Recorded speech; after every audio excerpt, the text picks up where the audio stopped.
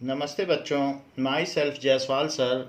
हम पढ़ रहे हैं class 9th science the fundamental unit of life cell. Last class में हमने plasma membrane and cell wall के बारे में देख लिया था कि इनके क्या फंक्शंस हैं, इनका क्या स्ट्रक्चर्स है। So let us continue with next cell organelles. इसके पहले हम ये देख लेते हैं कि जो सेल वॉल होती है वो प्लांट में किस तरीके की होती है। So let us see the cell wall in plants. तो यहाँ पर दिखाया गया है, ये प्लांट्स के वेरियस सेल ऑर्गेनल्स दिखाए गए हैं जिसमें ये सेल वॉल है। So this is cell wall. तो यहाँ पर ये सेल वॉल दिख रही है, तो इसके अंदर ही ये सारी चीज़ें इनकेस्ड होती हैं। Now you can also see the cell wall over here. यहाँ पर भी आप देख सकते हैं प्लांट सेल में। So cellular membrane can not cross the cell wall. चाहे जितना भी ऑस्मोसिस हो जाए, वाटर ले ले या श्रिंक हो जाए, इसको अपने सेल के अंदर ही रहना है। दैट्स वाई द वेरियस जो भी प्लांट सेल्स होते हैं या प्लांट प्रोडक्ट्स होते हैं, उन सब का शेप एक रिजिड शेप रहता है।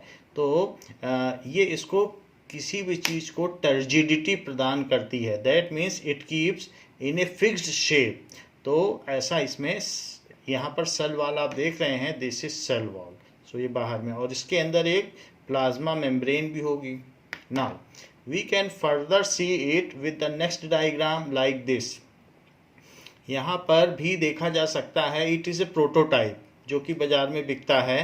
तो यहाँ पर देखा जा सकता है कि it is model, plant cell का मॉडल है। तो ये बाहर वाली चीज़ तो सेल वॉल हो गई। तो अलग अलग तरीके से इसके बगल में दूसरा सेल होगा, ये इसमें सेंट्रली लोकेटेड वैक्यूल हो, ये साइड में वैक्यूल हो गया, और ये यहाँ पर न्यूक्लियस हो गया। न्यूक्लियस भी साइड में ही है।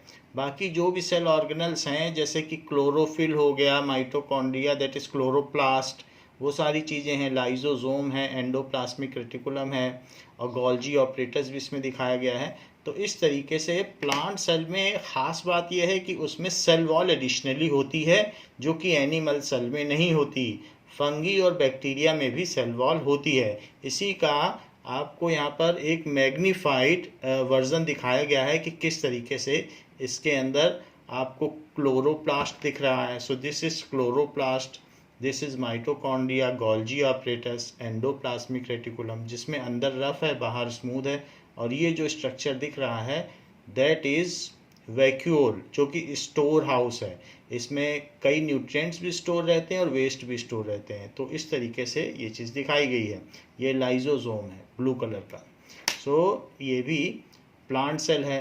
अब इसमें it is very clear from this figure कि जो प्लांट्स हैं, their plasma membrane is well contained. तो प्लाज्मा मेम्ब्रेन आप इसमें देख लें, it is well contained within their cell wall.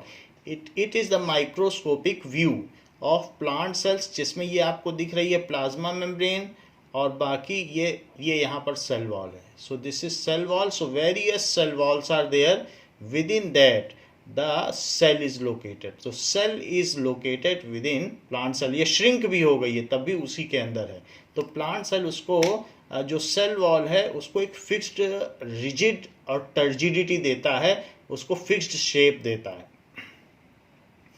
ऐसा ही यहाँ पर इस फिगर में भी दिखाया गया है कि किसी दूसरे प्लांट में प्लांट सेल्स हैं, उसके अंदर सेल वॉल के अंदर प्लांट सेल है।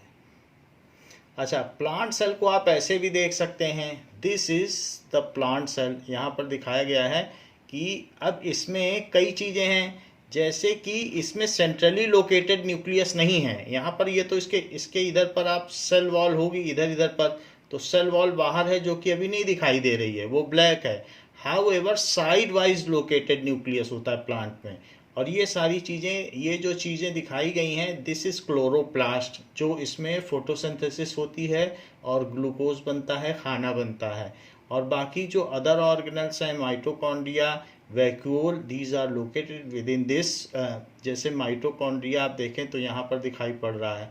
and things are not so clear over here. However, it is plant cell. तो plant cell इस तरीके की होती है और ज़्यादातर में कई में तो रेक्टेंगुलर सेल वॉल होती है, क्यूबॉइडल, और किसी में हेक्सागोनल भी होती है। तो अलग अलग तरीके से इसमें प्लांट सेल में सेल वॉल होती है, जिसको यहाँ दिखाया गया। Now you can see animal cell over here, लेकिन यहाँ इसमें किसी में सेल वॉल नहीं है। They can freely move over here. तो आपने देखा कि जिसमें सेल वॉल है और जिसमें सेल वॉल नहीं है उसमें कितना डिफरेंस है। उसमें इंटरसेलुलर स्पेस है। यहाँ पर आप देख सकते हैं सेल्स के बीच में काफ़ी स्पेस है, जो कि प्लांट सेल में नहीं होता। तो प्लांट सेल में अगर आप देखोगे तो वहाँ इंटरसेलुलर स्पेस है ही नहीं। कहाँ है इंटरसेलुलर स्पेस? कुछ भी नहीं है। सेल वॉल सब आपस में चिपकी हुई हैं। जैसे ईंट के बगल में ईंट ऐसा लगा के घर बनता है, तो वो चीज़ है। और जबकि इसमें क्या है, इंटरसेलुलर स्पेस बहुत ज़्यादा है। तो you can see over here how much larger intercellular space is there, ये सब देखा जा सकता है। तो एनिमल सेल और प्लांट सेल में ये डिफरेंस है। ये एक एनिमल सेल है जिसमें छोटे छोटे फिंगर लाइक स्ट्रक्चर्स भी बाहर निकले हुए हैं, जिसको माइक्रोविली कहते हैं। अदरवाइज एनिमल सेल इस तरीके का होगा। बाकी सारी चीज़ें वही हैं। आप इसमें माइटोकॉन्ड्रिया लोकेट कर सकते हैं, इसमें लाइजोसोम लोकेट कर सकते हैं, गोल्जी ऑपरेटस लोकेट कर सकते हैं, और न्यूक्लियस को जो सराउंड करते हैं, जो उसके प्रहरी हैं, दैट इज़ गार्ड, जो न्यूक्लियस को गार्ड करते हैं, endoplasmic reticulum, they are also site of protein and lipid synthesis. तो इस तरीके से हम यहाँ पर देख सकते हैं कुछ राइबोसोम्स इस पर चिपके हुए हैं और कुछ बिखरे हुए भी हैं। और ये जो बाहर है ये माइक्रोविली है, छोटे छोटे फिंगर लाइक स्ट्रक्चर। ग्रीक में उनका नाम विली होता है। तो this is microvilli structure. This is 3 dimensional view of animal structure. क्या आप इसमें न्यूक्लियस के अंदर न्यूक्लियोलस लोकेट कर पा रहे हैं? So the central part is nucleolus. So in this way ये एनिमल सेल है। हाँ, इसमें ख़ास बात यह है कि इसमें सेल वॉल नहीं होती। अच्छा, कुछ लोगों ने इसी चीज़ को, जो एनिमल सेल है, उसको पिज़्ज़ा में भी कन्वर्ट करने की कोशिश की है और उसकी टैग लाइन भी बताई है, जिसमें माइटोकॉन्ड्रिया, राइबोसोम और इसी तरीके से न्यूक्लियस और कई चीज़ें, Golgi operators, there are various things which are shown in the pizza. So जैसा भी है, प्रोजेक्ट वर्क करके लाते हैं बच्चे 9th के, तो वो कई तरीके से करके लाते हैं। It is also a kind of project work.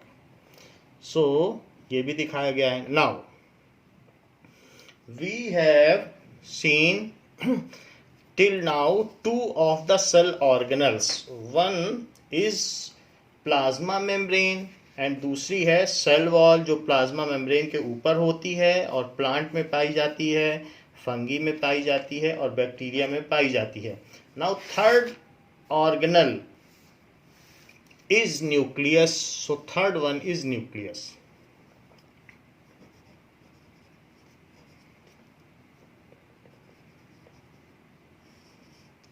Now, nucleus is a large centrally located spherical cellular component.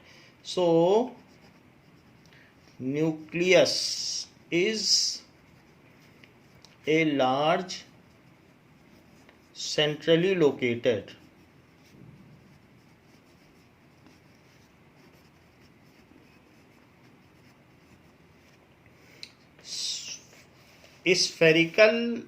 Spherical होता है। ठीक है। So centrally located cell organelle of the cell, और प्राइम सेल ऑर्गेनल है, यानी मुख्य है। प्राइम सेल ऑर्गेनल सबसे महत्वपूर्ण है। It is spherical in shape. It is spherical in shape। Shape में ये स्फेरिकल होता है। In case of plants it is side wise located. जैसे प्लांट्स के केस में ये सेंटर में नहीं होगा। प्लांट्स के केस में न्यूक्लियस देखो कहाँ पर है। So it is side wise located. और जो एनिमल सेल है उसमें सेंट्रली लोकेटेड होता है। हमने एनिमल सेल भी आपको दिखाया था, तो उसमें सेंटर में था। तो ये साइड वाइज लोकेटेड है। ये nucleus, this is side wise located. So in plant cell it is side wise located. क्योंकि उसमें वैक्यूल बहुत बड़ा होता है तो ज़्यादातर प्लेस वो वैक्यूल ले लेता है. So in plant cell it is side wise located. इस तरीके से है. Nucleus is bounded by two nuclear membrane that is called nuclear envelope. Nucleus है, अगर मैं सिर्फ न्यूक्लियस की बात करूं तो ये न्यूक्लियस है. और nucleus is bounded by two nuclear membrane. कहीं कहीं पर इसमें न्यूक्लियोपोर भी होगा इस तरीके से, और जहाँ से मटेरियल अंदर बाहर आ जा सकेगा. तो ये चीज़ है. तो इस तरीके से डबल बाउंडेड है, डबल मेम्ब्रेन बाउंडेड होता है ये. इस तरीके से न्यूक्लियस है.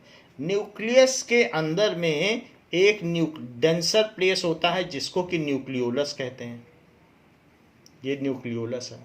इसके अलावा क्रोमाटिन थ्रेड्स भी होते हैं. These are various thread like structure जिनको कि डीएनए कहा जा सकता है. यही कंडेंस होकर क्रोमोसोम्स बना लेते हैं during division. This is nucleolus. Nucleolus. So this is nucleopore जो हम लोगों ने वीडियो में देखा था. न्यूक्लियोपोर, पोर का मतलब होल होता है, तो इसमें से कोई चीज़ एक्सचेंज की जा सके. और ये डबल मेम्ब्रेन है and the complete is nucleus. सिर्फ न्यूक्लियस की बात यहाँ की जा रही है. So this is nucleus, double membrane bound है.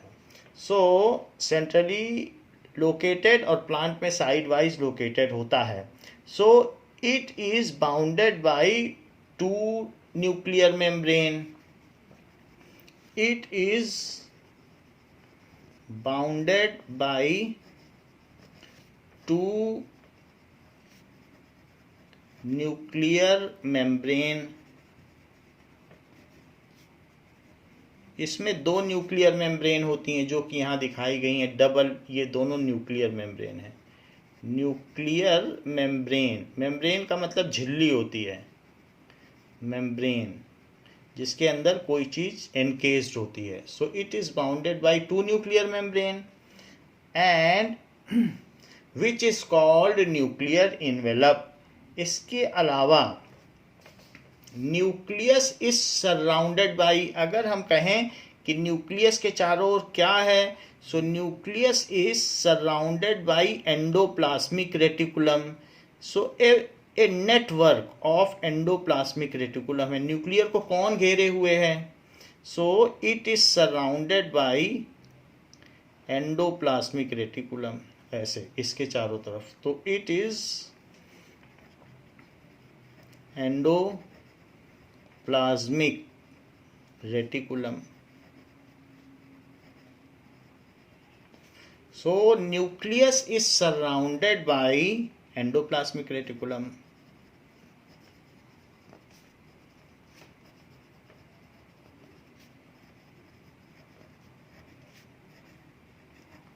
Bye a system of membrane, ये भी सब मेम्ब्रेन ही है.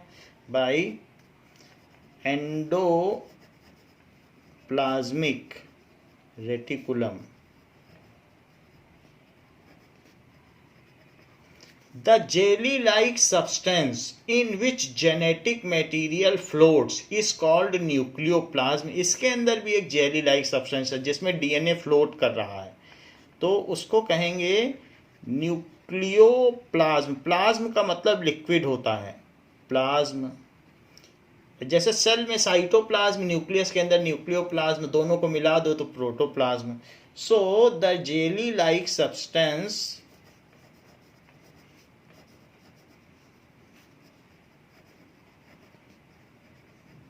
in which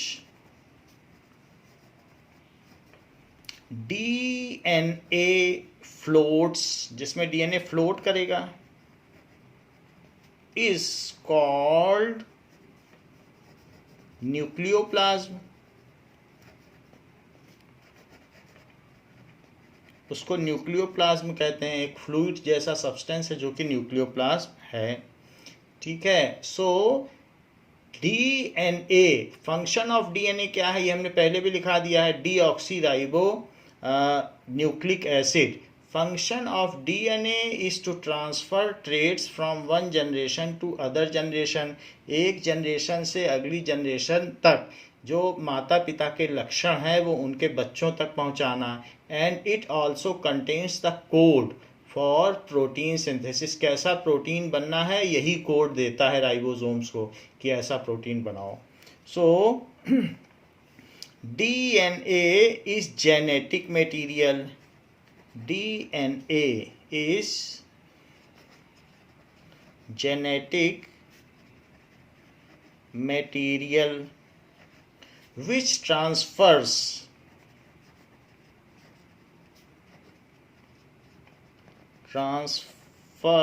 traits। ट्रेड्स का मतलब है जैसे मान लीजिए किसी माँ बाप की में से किसी की कंजी आंखें हैं, भूरी आंखें हैं, तो बच्चों की भी वैसी होती हैं, तो ये ट्रेड्स का ट्रांसफ़र है। So transfer traits from one generation to next generation.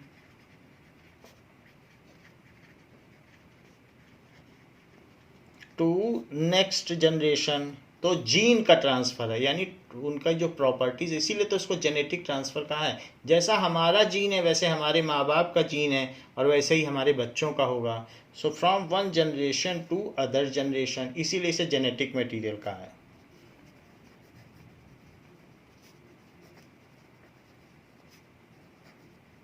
कभी कहते हैं कि भाई इनकी आंखें ब्राउन हैं, इनका जीन ऐसा होगा जिसकी वजह से आंखें ब्राउन हैं। तो जो आइस का कलर ब्राउन है उसको कोई एक जीन है, डीएनए का एक लंबा सेगमेंट है जो डिसाइड करता है कि इनकी आंखें ब्राउन क्यों हैं या ब्लू क्यों हैं, तो वो जीन है। The length of A DNA which decides one trait is called gene. So the full name of DNA is deoxyribonucleic acid. DNA is deoxyribonucleic acid. It also provides code for protein synthesis। तो पहला काम है कि traits को transfer करता है, दो function है इसके। It also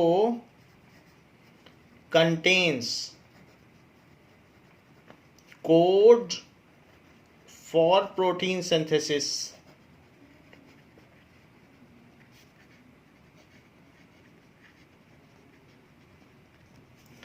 The long strand of DNA which determines one trait is called gene।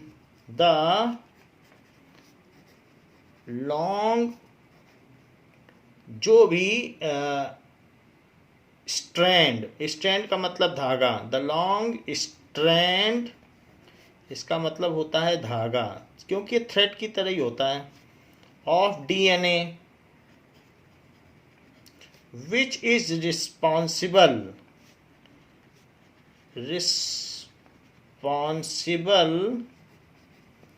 For one trait. Trait का मतलब करेक्टर या लक्षण।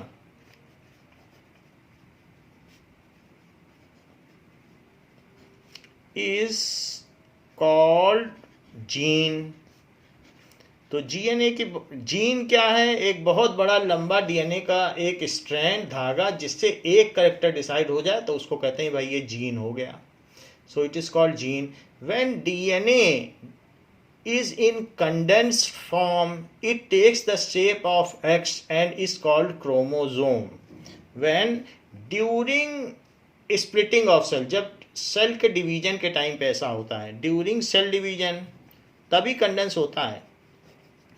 During cell division, otherwise DNA खुला इंटेंगल्ड घूमता रहता है, उलझा हुआ, उसको क्रोमाटिन थ्रेड कहते हैं। सो अभी ये डीएनए है तो अभी ये एक क्रोमाटिन के फॉर्म में है, क्रोमाटिन खुला हुआ है। लेकिन जैसे ही ये कंडेंस हो जाएगा तो क्रोमोसोम बन जाएगा। During cell division DNA get condensed condense हो जाता है and take X like shape, take X like shape called chromosome.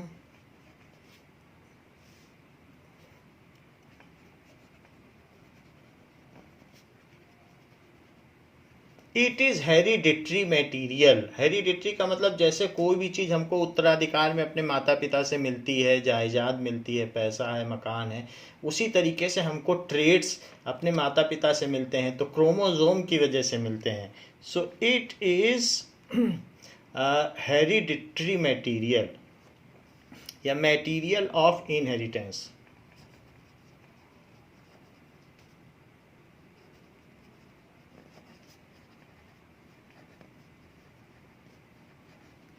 So it is hereditary material. तो हम लोगों ने देख लिया ये सब होता है।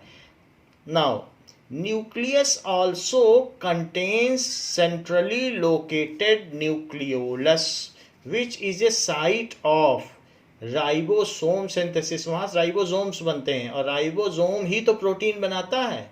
येलो कलर के जो डॉट डॉट स्ट्रक्चर उन्हें राइबोसोम कहते हैं, वो इसी से निकलते रहते हैं और न्यूक्लियोपोर से बाहर आ जाते हैं और जाके एंडोप्लाज्मिक रेटिकुलम पे बैठ जाते हैं। जब इस पे बैठ जाते हैं तो इसको कहते हैं रफ एंडोप्लाज्मिक रेटिकुलम। तो ये कहाँ से निकले? इसी से, और निकल निकल कर ये इससे निकले और यहाँ आके बैठ गए, ऐसे बैठ गए इसके ऊपर।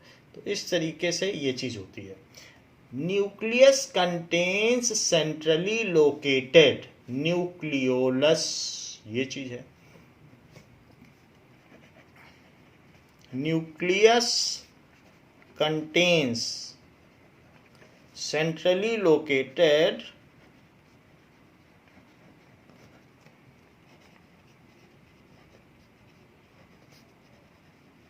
nucleolus which is a site of ribosome synthesis where ribosomes are synthesized। Ribosome तो प्रोकैरियोटिक सेल में भी होता है क्योंकि यही प्रोटीन बनाएगा। वेयर राइबोसोम्स आर प्रोड्यूस्ड भी कर सकते हो या सिंथेसाइज्ड, जो अच्छा लगे वो करो। प्रोड्यूस्ड, वहाँ राइबोसोम प्रोड्यूस होते हैं। ठीक है। नाउ इस तरीके से हमने देख लिया।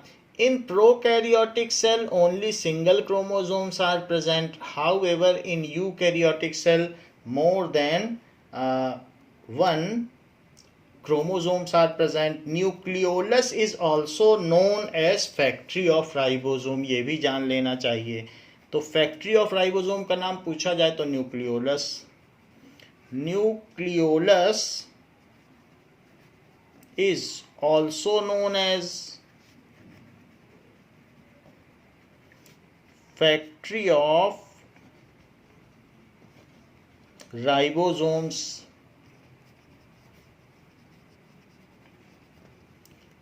राइबोसोम्स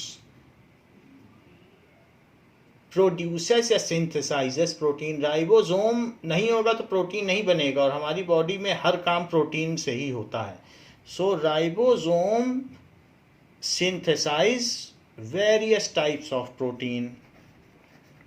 राइबोसोम सिंथेसाइज, ये एंडोप्लाज्मिक रेटिकुलम पे बैठा रहेगा और तरह तरह के प्रोटीन बनाएगा। Synthesize various types of protein. कौन कौन से टाइप्स ऑफ प्रोटीन बनाएगा? वेरियस टाइप्स ऑफ प्रोटीन जो हमारी बॉडी को स्ट्रक्चर दे, तो स्ट्रक्चरल। जो हमारा जेंडर डिसाइड करे कि हम लड़का बनेंगे कि लड़की, तो दैट इज हार्मोनल। हमारे खाने को डाइजेस्ट करे, हर काम हमारी बॉडी में कराए, तो उसको कहेंगे एंजाइमल, एंजाइम्स। सो एंजाइमल, एंजाइमल प्रोटीन हमारे बॉडी का हर काम करता है। हार्मोनल प्रोटीन हमारे बॉडी में जेंडर डिसाइड करता है कि बॉय बनेगा कि गर्ल बनेगा, और स्ट्रक्चरल प्रोटीन हमें स्ट्रक्चर देता है। तो ये सारे तरीके के प्रोटीन 3 तरीके के हैं और ये सभी राइबोसोम्स में बनते हैं और राइबोसोम खुद एंडोप्लाज्मिक रेटिकुलम पर बैठा रहता है। तो इस तरीके से हमने देख लिया कि डीएनए क्या होता है नाउ, और क्रोमोसोम क्या होता है ये भी हमने देख लिया। If we colour the cell with safranin, safranin एक डार्क रेड कलर का सोल्यूशन होता है। तो जैसे हमने देखा था कि ओनियन सेल को जब हमने सफ्रानिन से कलर कर दिया तो कैसे ये जो सेंट्रली लोकेटेड न्यूक्लियस थे वो डार्क डार्क नजर आने लगे थे। तो अगर आप जैसे ओनियन पील को कलर कर दो सैफरानिन से तो वो डार्क डार्क कलर के नजर आएंगे न्यूक्लियस। तो उससे हम पता कर सकते हैं माइक्रोस्कोप से कि न्यूक्लियस कहाँ है। तो ये सारी चीजें हैं। When DNA at all the times other than cell division remains entangled, उलझे हुए रहते हैं, so long strands of DNA are entangled with each other and it is called chromatin thread. So long strand, हमेशा तो वो condense नहीं रहेंगे, बस रिप्रोडक्शन के टाइम पे कंडेंस रहेंगे और क्रोमोसोम बनाएंगे, अदरवाइज वो उलझे हुए रहते हैं, खुले हुए रहते हैं। So long strand of DNA are entangled, entangled का मतलब उलझे हुए रहते हैं। सो ये उलझे हुए रहते हैं। दे आर इंटरवुवेन, ऐसा कह सकते हो कि ये उलझे हुए हैं, उलझे हुए हैं। So entangled and with each other and called chromatin material, और उसे क्या कहेंगे, क्रोमाटिन मटेरियल हो गया।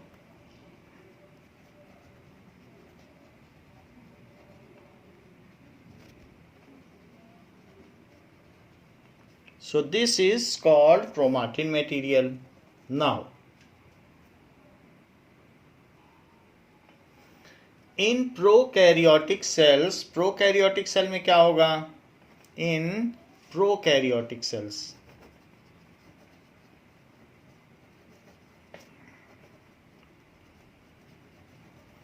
nuclear region, nucleus is not well defined, उसमें वेल डिफाइन नहीं होता है। Nuclear region is poorly defined या not well defined.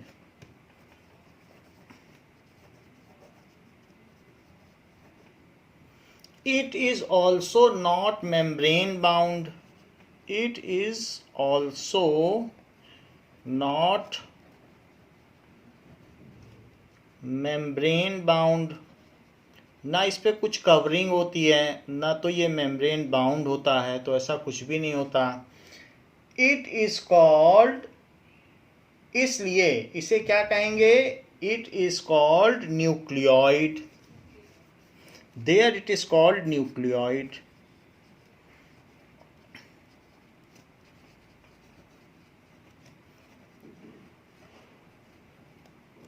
So it is nucleoid. Nucleoid, जैसे आपने देखा कि न्यूक्लियस में न्यूक्लियोप्लाज्म होगा, तो वहाँ जब मेम्ब्रेन ही नहीं है तो न्यूक्लियोप्लाज्म भी नहीं होगा, तो इसलिए न्यूक्लियोइड फ्लोट्स इन साइटोप्लाज्म, इसलिए वो साइटोप्लाज्म में ही तैरेगा। सो वहाँ पर जो भी न्यूक्लियोइड है, nucleoid floats in cytoplasm, nucleoid floats. और वैसे भी इसका नाम ही है कि प्रोकैरियोटिक, न्यूक्लियस से पहले, कैरियन का मतलब न्यूक्लियस, अभी न्यूक्लियस ना बना हो उससे पहले की सेल्स। तो न्यूक्लियाइड इसमें कहाँ फ्लोट करेगा, nucleoid floats in cytoplasm, in cytoplasm. Cyto का मतलब सेल होता है और plasm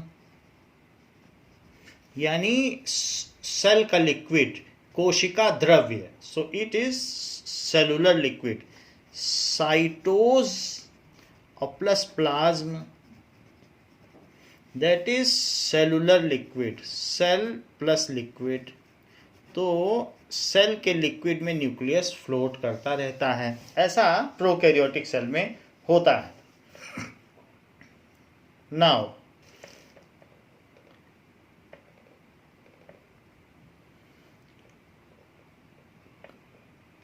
chlorophyll in photosynthetic prokaryotic bacteria is associated with membranous vesicles but not with plastids in eukaryotic cells। तो जो कुछ ऐसे भी बैक्टीरिया होते हैं जिसमें जैसे ब्लू ग्रीन एल्गे, तो कुछ ऐसे बैक्टीरिया हैं जो फोटोसिंथेसिस भी करते हैं और अपना खाना खुद भी बनाते हैं। तो ये बात हमने आपको बता दी थर्ड सेल ऑर्गेनल की, जिसको हमने न्यूक्लियस कहा। अब हम आगे आते हैं नेक्स्ट सेल ऑर्गेनल पर। तो नेक्स्ट सेल ऑर्गेनल है साइटोप्लाज्म, जो ऊपर लिखा भी है। सो साइटोप्लाज्म, उसी में तो सारे सेल ऑर्गेनल तैरते हैं। So cytoplasm it is next fourth number का है। तो इट इज फोर्थ नंबर का है सेल ऑर्गेनल। सो साइटोप्लाज्म क्या होता है? Now let us see. The part of the cell which is between plasma membrane and nucleus is called cytoplasm. The part of the cell, cell में जो भी part है nucleus और प्लाज्मा मेम्ब्रेन के बीच का जो पार्ट है वो सब साइटोप्लाज्म कहलाता है। The all part of cell between nucleus, nucleus भी डबल मेम्ब्रेनियस है और प्लाज्मा मेम्ब्रेन में भी डबल मेम्ब्रेन है, लेकिन इसके बीच की जो चीज़ है उसको कहेंगे साइटोप्लाज्म, यानी cellular fluid. The part of the cell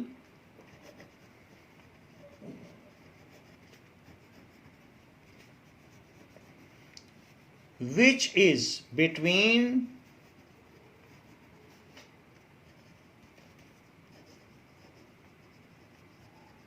plasma membrane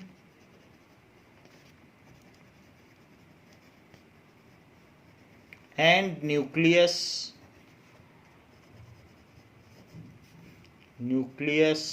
is called cytoplasm. All cell organelles float in cytoplasm. All cell organelles float. कौन कौन से सेल ऑर्गेनल्स? जैसे कि mitochondria, Golgi apparatus, endoplasmic reticulum, lysosome, ये सारे के सारे तो जो भी हैं all cell organelles. Example mitochondria, endoplasmic reticulum,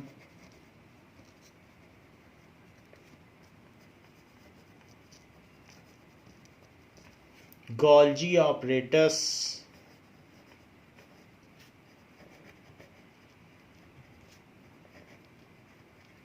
lysosome, जिसकी वजह से प्लांट को कलर मिलता है, प्लास्टिड, ग्रीन है तो क्लोरोप्लास्ट कहते हैं, प्लास्टिड्स, ये सारी चीज़। और सेंट्रियोल जो ट्यूब लाइक स्ट्रक्चर होता है, सेंट्रियोल। और प्लांट्स में वैक्यूल बड़ा होता है, एनिमल सेल में छोटा होता है, खाली जगह एक एम्प्टी बैग लाइक स्ट्रक्चर, तो वैक्यूल। ये सभी और इवन न्यूक्लियस भी, ये सब किस में फ्लोट करते हैं? They all float in cytoplasm, float in cytoplasm. तो साइटोप्लाज्म में ये सारी चीजें होती हैं। Now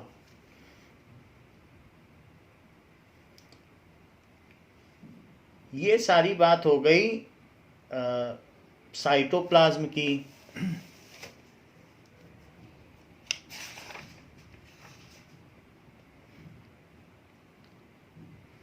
and it is always in a state of movement, ये मूव करता रहता है। Various cell organelles not only floating, they are in a motion also, so all the cell organelles move in cytoplasm। तो हमने आपको fourth type बता दिया है साइटोप्लाज्म। अच्छा, ये जो चार चीजें आपको बताई हैं, तो उसमें से साइटोप्लाज्म, न्यूक्लियस और सेल मेम्ब्रेन तो सभी में होती हैं। तो तीन चीजें, साइटोप्लाज्म बता दिया, एक आपको बताया न्यूक्लियस और थर्ड है प्लाज्मा मेम्ब्रेन। तो प्लाज्मा मेम्ब्रेन ये चीज़ें सभी में होती हैं। हाँ, सेल वॉल सिर्फ प्लांट सेल में होती है, या सेल वॉल फंगी में होती है जैसे मशरूम, और बैक्टीरिया में होती है। सेल वॉल एनिमल सेल में नहीं होती है। तो अभी तक चार आपको सेल ऑर्गेनल्स बताए गए हैं, जिसमें से थ्री तो सभी में होंगे, साइटोप्लाज्म, न्यूक्लियस किसी किसी में होगा, नहीं तो न्यूक्लियोइड होगा, जैसे कि प्रोकैरियोटिक सेल में न्यूक्लियोइड होता है, a poorly defined nuclear region which is not membrane bound. और सभी में प्लाज्मा मेम्ब्रेन होगी। तो ये सभी में होते हैं। अब हम कुछ ऐसी चीजें देखते हैं। So in eukaryotic cells there are some other cell organelles present, तो उनकी भी जरा बात कर लें।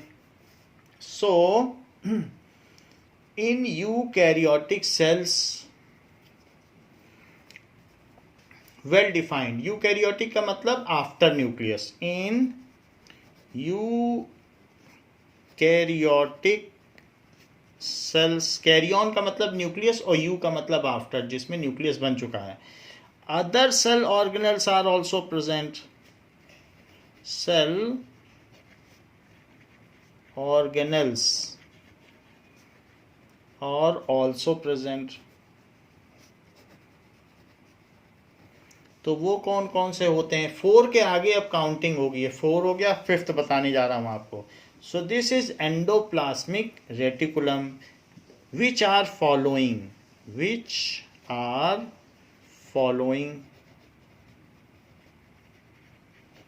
तो next is endoplasmic reticulum, fifth one, endoplasmic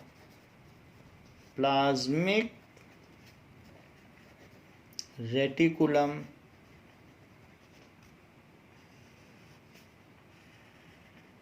Now, what is endoplasmic reticulum?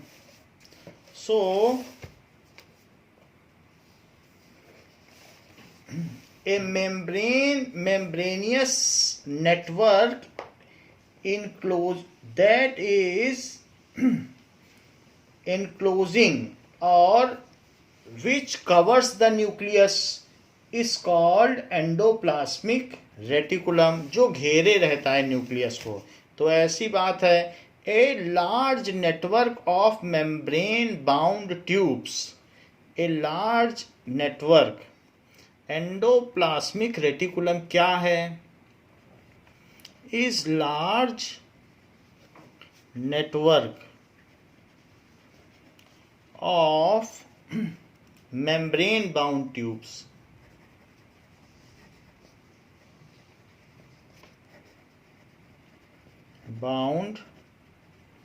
tubes, and sheets. ऐसी शीट्स होती हैं जैसा हम लोगों ने फिगर में देखा, शीट्स विच सराउंड्स न्यूक्लियस,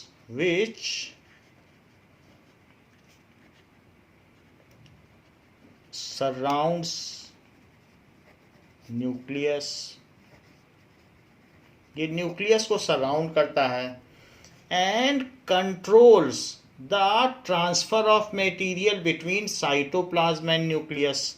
इसका काम क्या है कि क्या चीज अंदर जानी चाहिए और क्या नहीं जानी चाहिए न्यूक्लियस के, उसको इस कंट्रोल करता है, and controls the transfer of substance between cytoplasm क्योंकि साइटोप्लाज्म में भी तो बहुत सारे सेल ऑर्गेनल्स रहेंगे, इसमें बहुत माइटोकॉन्ड्रिया, गोल्गी ऑपरेटर्स और उन पे बहुत सारे प्रोटीन होंगे और भी चीज़ें होंगी, तो वो अंदर कौन जाए कौन ना जाए, तो इसके चारों तरफ एक एंडोप्लाज्मिक रेटिकुलम होगा. सो transfer of substance between cytoplasm and nucleus, उनके बीच में ये कंट्रोल करता है. तो ये जो न्यूक्लियस है इसके चारों तरफ there is a tube like walled structure जो इसके चारों तरफ रहेगा, जो इसे सराउंड करेगा. That is called endoplasmic reticulum. ऐसे ये एंडोप्लाज्मिक रेटिकुलम है. This is ER. अब ये जो एंडोप्लाज्मिक रेटिकुलम है इसका काम क्या है? इट इज, जैसा इसका स्ट्रक्चर है, its structure is like plasma membrane. Plasma membrane में आपने देखा था कि अंदर अंदर फाइबर थे और ऊपर नीचे मॉलिक्यूल थे, अंदर ब्रिसल्स थे. उसी तरीके से इसका स्ट्रक्चर भी कहा गया है. इस structure is similar to plasma membrane. Its structure is similar to plasma membrane.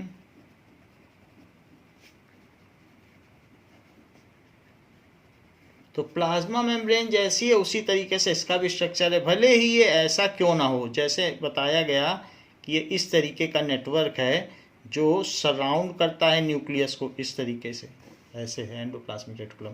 लेकिन फिर भी ये डबल वॉल्ड है. तो डबल वॉल्ड होने की वजह से ये इसमें डबल वॉल्ड है ऐसे.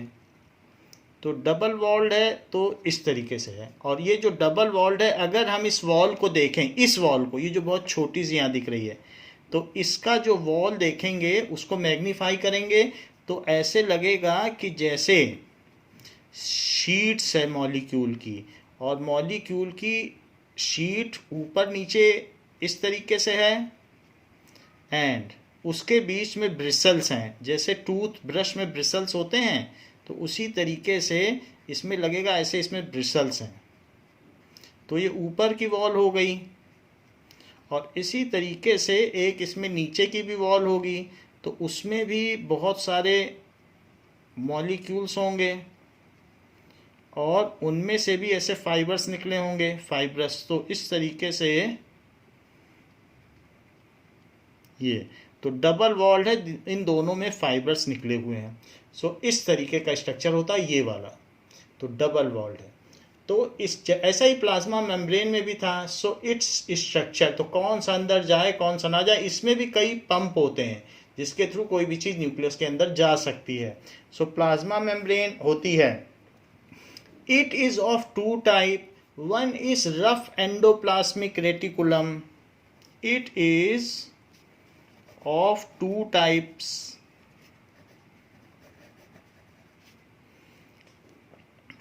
One is rough endoplasmic reticulum.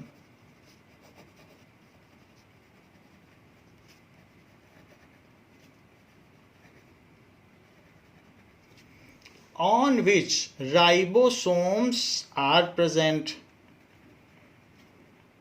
तो ऐसा रफ एंडोप्लाज्मिक रेटिकुलम होता है. तो one is rough endoplasmic reticulum. In this, on the surface of endoplasmic reticulum ribosomes are attached. तो जो रफ एंडोप्लाज्मिक रेटिकुलम है उसे RER कहेंगे. So in this, on surface of ER की सरफेस पर कौन अटैच्ड रहेगा? On in the surface of ER ribosomes are attached. तो अगर किसी किसी में रफ वाले में इस तरीके से राइबोसोम्स अटैच्ड हैं तो उसको रफ कह देंगे. And These are the site of protein synthesis. यहीं पर प्रोटीन का निर्माण होता है. These are the sites of protein synthesis, ये चीज है। तो वही यहाँ प्रोटीन बनता है। तो वन इज, एक तो हो गया rough endoplasmic reticulum, other is smooth endoplasmic reticulum,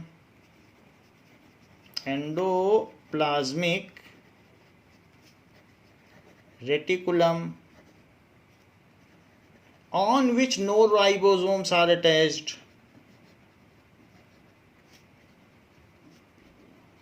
इसीलिए स्मूथ है। जोम्स are attached. It is a site of protein synthesis, यहाँ it is a site of lipid synthesis, यहाँ पर ऑयल बनता है, फैट बनता है। It is site of lipid, lipid को फैट भी बोल सकते हो, ऑयल भी बोल सकते हो, सिंथेसिस। जैसे हमने फैट सेल देखी थी शुरू में, तो हमारी स्किन के नीचे में फैट सेल है। कभी भी जो हमें स्वेटिंग होती है, पर्सपिरेशन, उसमें ऑयल भी बाहर आता है। तो लिपिड फैट हमको थर्मली इंसुलेट करता है, बाहर बहुत सर्दी भी हो तो भी हमारी बॉडी का टेम्परेचर मेंटेन रहता है, वो फैट सेल की वजह से। तो it is a site of lipid synthesis. क्या आप मेमोराइज कर पा रहे हैं कि जो प्लाज्मा मेम्ब्रेन है वो प्रोटीन और लिपिड की ही बनी है? तो अगर प्रोटीन और लिपिड ना बने तो किसी सेल का जो प्लाज्मा मेम्ब्रेन है, आउटर कवरिंग ही ना बन पाए। इसी तरीके से सेल के जितने भी सेल ऑर्गेनल्स हैं उन सब में भी मेम्ब्रेन है, सब मेम्ब्रेन बाउंड है। माइटोकॉन्ड्रिया भी डबल मेम्ब्रेन बाउंड है, गोल्जी ऑपरेटस भी डबल मेम्ब्रेन बाउंड है, सब मेम्ब्रेन बाउंड ऑर्गेनल्स हैं। तो वो भी तो प्रोटीन और लिपिड के ही बने हैं। तो all cell organelles are membrane bound, even plasma membrane, it is also made of protein and lipid. तो प्रोटीन और लिपिड न बने तो न कोई भी सेल ऑर्गेनल ही नहीं बन पाएगा। तो इसलिए all cell organelles are membrane bound which are made of protein and lipid. Even plasma membrane is also made of protein and lipid. तो वो यही बनता है। all cell organelles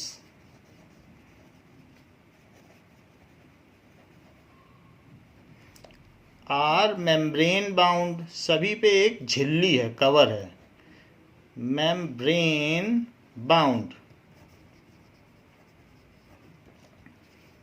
Even plasma membrane is membrane bound. Plasma membrane and other membranes are made up of protein and lipid. And other membranes are made of protein and lipid. तो ये सब protein and lipid के होते हैं इन सब के। So plasma membrane and other membrane, even word हटा दीजिए, इवन नहीं होगा। तो plasma membrane and other membranes are made up of protein and lipid, जो कि एंडोप्लाज्मिक रेटिकुलम में ही बनता है। So it has a prime job. ये ना बने तो फिर सेल में कुछ भी ना हो पाए। नाउ अब देखते हैं so what is the function of ER. Endoplasmic reticulum का फंक्शन क्या है? The function of ER is to serve as channel for transport of material between various region of cytoplasm और बिटवीन साइटोप्लाज्म एंड न्यूक्लियस। ये endoplasmic reticulum, ये network इतना फैला हुआ है कि एक जगह से किसी एक सेल ऑर्गेनल से दूसरे सेल ऑर्गेनल तक कुछ पहुंचाना हो तो भी एंडोप्लाज्मिक रेटिकुलम उसमें हेल्प करता है। और अगर सेल ऑर्गेनल से न्यूक्लियस के अंदर कोई चीज़ पहुंचानी है तो भी हेल्प करता है, क्योंकि ये बिल्कुल एक वेबिंग है, एक जाल फैला हुआ है। तो ये बहुत अच्छा सेंटेंस है। सो ER is to serve, endoplasmic reticulum is to serve as channel for transport of material, for transport of material, जिस मीडियम से चीज़ें ट्रांसपोर्ट हो पाए उसे चैनल कहते हैं। जैसे हम अपनी बात आप तक यूट्यूब से पहुंचा रहे हैं तो यूट्यूब एक चैनल हो गया। So it is to serve as channel for transport of material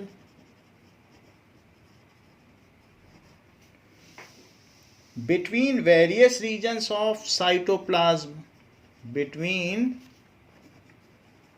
various regions of cytoplasm,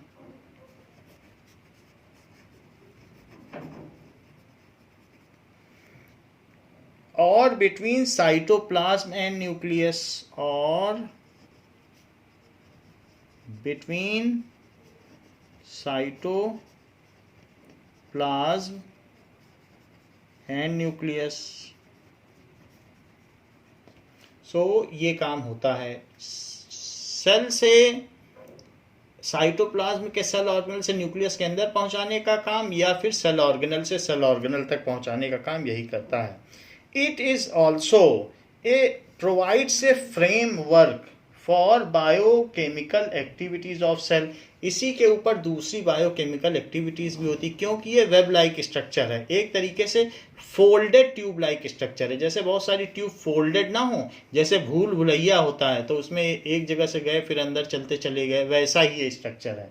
so large surface area होता है जिसमें बहुत सारी दूसरी बायोकेमिकल एक्टिविटीज होती हैं। It also provides surface for various biochemical activities.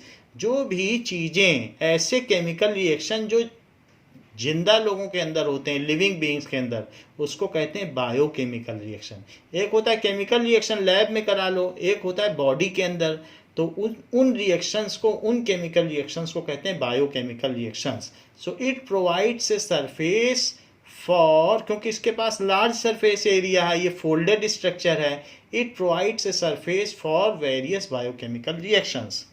It provides a surface for various biochemical reactions।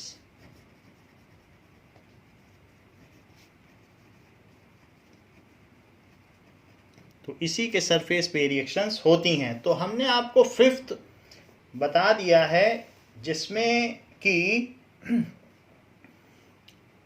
Endoplasmic reticulum के बारे में बताया। तो this is of fifth cell organelle. Now let us see कि एंडोप्लाज्मिक रेटिकुलम प्लांट सेल में किस तरीके से दिखता है। So let us see that. जैसे कि प्लांट सेल किस तरीके की होगी और उसमें किस तरीके से दिखेगा।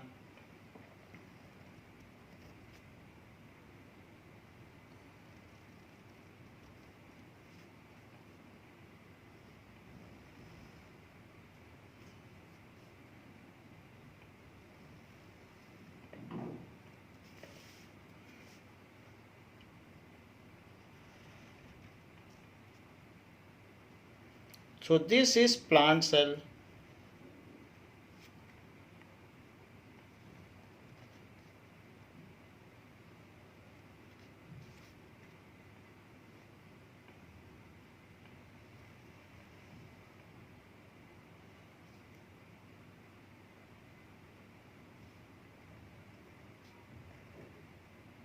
तो इसमें हमने आपको सेल वॉल दिखा दी। सेल वॉल के बाद तो यहाँ पर जैसे सेल वॉल दिखाई गई है, now these are cell walls.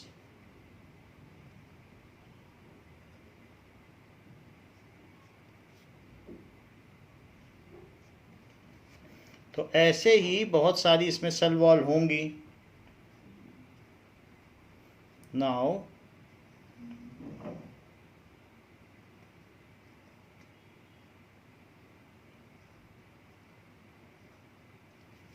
These are the plant cell walls.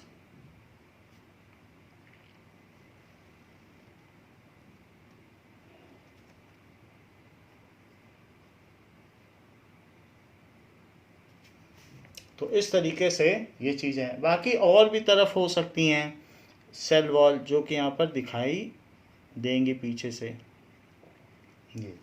So this is plant cell. Now let us see plant cell में इसके अंदर एक अलग से भी मेम्ब्रेन होगी, तो वो उसको कहते हैं सेलुलर मेम्ब्रेन। तो वो कौन सी होगी? इसी से होती हुई जाती होगी, जिसको कि प्लाज्मा मेम्ब्रेन कहेंगे।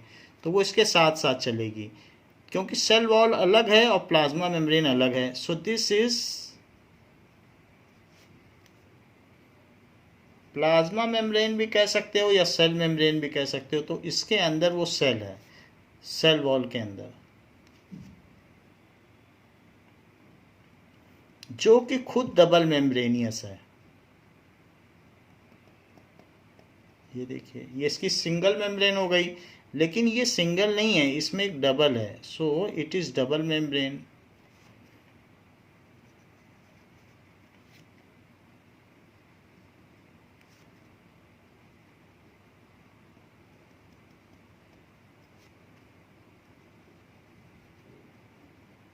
सो ये बात हो गई, ये सेल वॉल हो गई, और ये चीज़ हो गई सेल मेम्ब्रेन। तो अब आगे देख लें, इसमें और भी कुछ चीज़ें होंगी।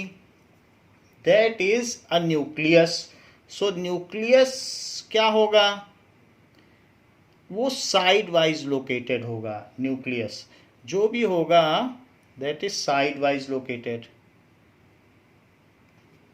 दैट इज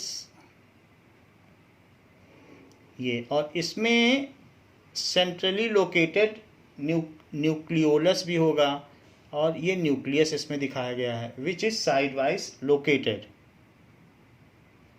नाउ इसके अलावा एक इसमें लार्ज वैक्यूल होगा। जिस प्लांट में बहुत बड़ा वैक्यूल होता है, तभी तो ये फ्लोट करते हैं वाटर में। तो ये लार्ज वैक्यूल होगा। इसके अलावा it also contains red colour mitochondria. तो माइटोकॉन्ड्रिया भी होंगे इसमें ये। So this is mitochondria. And इसमें भी एंडोप्लाज्मिक रेटिकुलम होगा न्यूक्लियस के चारों तरफ। So a network of endoplasmic reticulum nucleus के चारों ओर।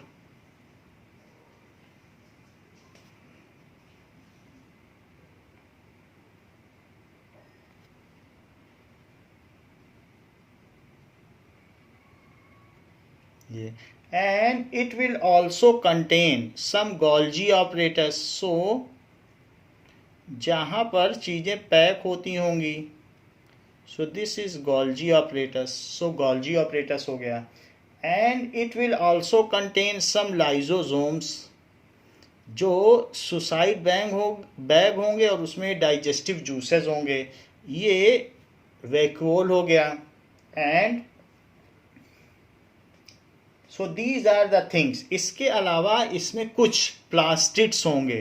प्लास्टिड्स का क्या काम होगा? प्लास्टिड्स का काम होगा कि फूड बनाना। प्लांट में खुद फूड बनता है, तो वो प्लास्टिड्स बनाता है। तो ये ग्रीन कलर के होते हैं, और इनका काम होता है फूड बनाना। So these are plastids. ये चीज़ दिखाई गई। सो इसमें स्टैकिंग होगी क्लोरोफिल की, क्लोरोफिल भरा होगा, और they will prepare food. So these are the plastids. ऐसा होगा। तो इसमें हमने कई चीज़ें देख ली। न्यूक्लियस देख लिया, फिर दैट इज एंडोप्लाज्मिक रेटिकुलम हो गया।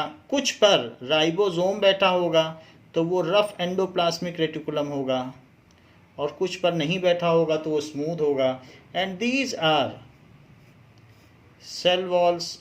ये जो दिखाई गई हैं, these are cell walls. So ये चीज़ है। तो हम यहाँ पर देख रहे हैं दीज आर प्लांट सेल। तो अब इनकी हम नेमिंग कर दें। This is plant cell. तो प्लांट सेल में ये सेल वॉल हुई।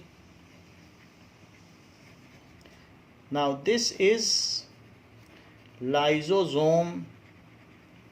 दिस इज प्लाज्मा मेम्ब्रेन,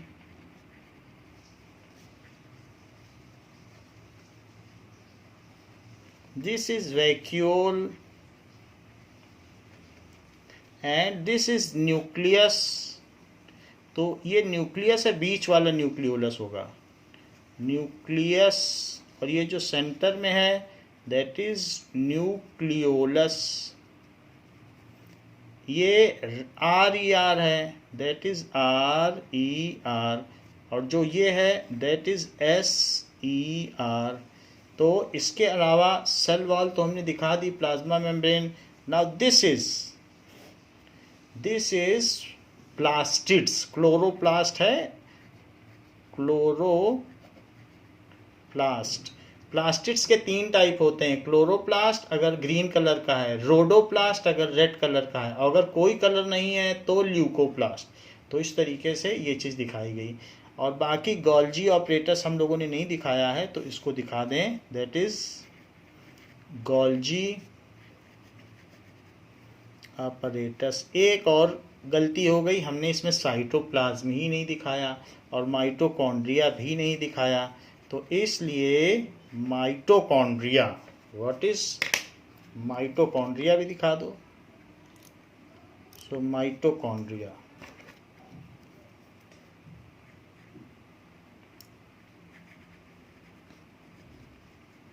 एक है साइटोप्लाज्म, तो दिस इज जो इसके बीच में चीज़ भरी हुई है, तो साइटोप्लाज्म। न्यूक्लियस के अंदर होगा तो न्यूक्लियोप्लाज्म। तो ये हम लोगों ने प्लांट सेल बना लिया है, दिस इज प्लांट सेल। तो अभी तक हम लोगों ने 5 सेल ऑर्गेनल्स के बारे में समझ लिया है और प्लांट सेल का फिगर बनाना सीख लिया है। इसके आगे 6th सेल ऑर्गेनल क्या है और इसके आगे और सेल ऑर्गेनल्स क्या हैं, तो बच्चों उसको हम अगली क्लास में देखेंगे। इस क्लास के लिए इतना ही, थैंक यू।